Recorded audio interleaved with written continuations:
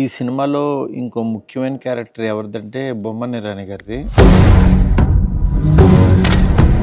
బ్రెయిన్‌తో game ఆడుతున్నాడు.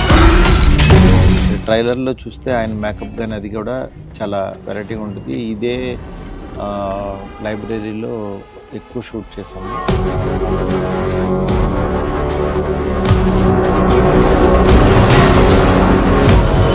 Main ఇందులో బొమ్మన ఇరానీ గారిది ఒక సైకియాట్రిస్ట్‌గా ఆయన ఇంట్రడ్యూస్ చేస్తాం.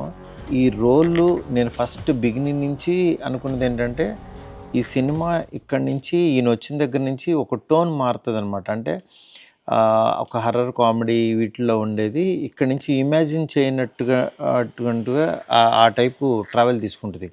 క్యారెక్టర్ చెప్పిన తర్వాత వచ్చి ఓన్ చేసుకుని ఎవ్రీ డైలాగ్ సేమ్ ఆయన కూడా తెలుగు డైలాగ్స్, హిందీ డైలాగ్స్ అన్నీ మాట్లాడుతూ ఆడియన్స్ని మెస్మరైజ్ చేసే యాక్టర్స్ వీళ్ళందరూ.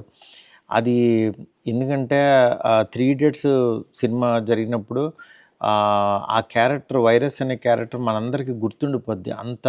అంత లోపలికి వెళ్ళిపోతాం.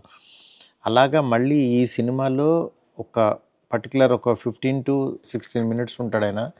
ఆయన ఉన్నంతసేపు మనం ఆయన దాంట్లోకి వెళ్ళిపోతాం. ఆయన డెఫినెట్గా ఆయన్ని ఇంత బాగున్నారు, అసలు ఎంత యాక్టింగ్ చేస్తున్నాడని ఒక రకమైన మనల్ని ఆడియన్స్ని ఆయన దాంట్లోకి తీసుకెళ్ళిపోతారనమాట.